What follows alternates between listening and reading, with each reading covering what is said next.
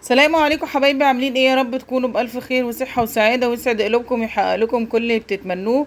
بسم الله الذي لا يضر مع اسمه شيء في الأرض ولا في السماء، وهو السميع العليم. النهاردة معانا حاجة بسيطة وسهلة جدا جدا. نقول يلا بينا نخش على الفيديو ونشوف هنعمل ايه. لو عندك كيكة ما ترميهاش.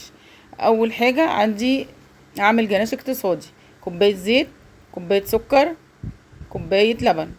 نفس الكوباية اللي بعاير بيها المقادير هي واحدة. وبعد كده عندي تلت كوباية من الكاكاو الخام. هضيف كل ده مع بعض، وعايزة اعمل جناش، هعمل جناش تقيل سميك كده اقتصادي وجميل.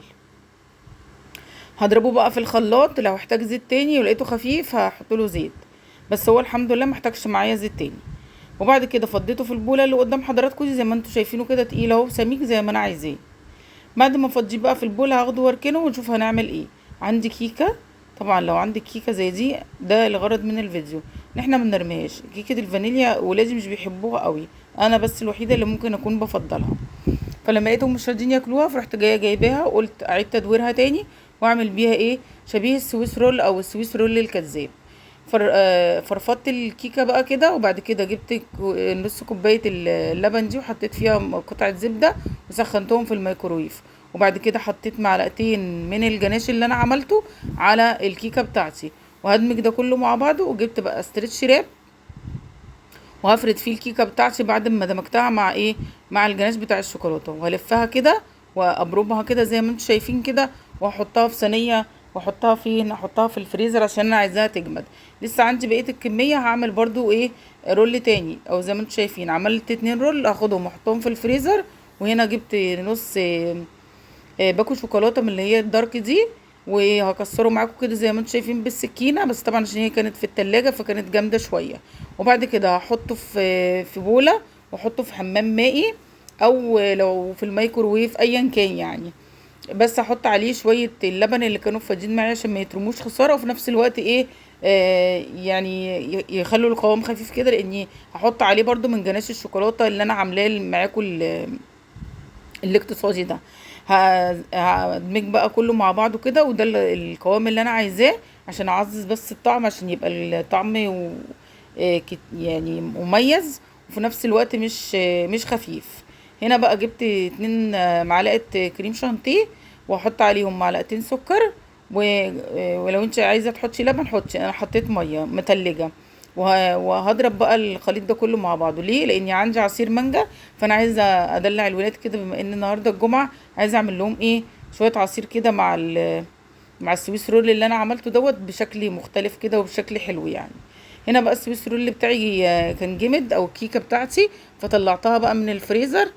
وحطيت السكينه في معلقه في ميه سخنه، اسفه طبعا. وبعد كده بقطع بقى الايه، الكيكه بتاعتي كده قطع، بحاول يعني اخليها قد بعضها. وبعد كده هجيب الصوص بتاع الشوكولاته بتاعي، وهغطس فيها ايه، الكيكه بتاعتي بعد ما طبعا حطيتها في الفريزر. هي طبعا دلوقتي متلجه، فالصوص هيبقى يعني يتماسك فيها بكل سهولة. هعمل بقى كل الكمية بتاعتي كده بكل بساطة وبكل سهولة. وانزل الزيادة كده وانا حطها على الشوكة، برصها في قلب الطبق اللي قدام حضراتكم ده.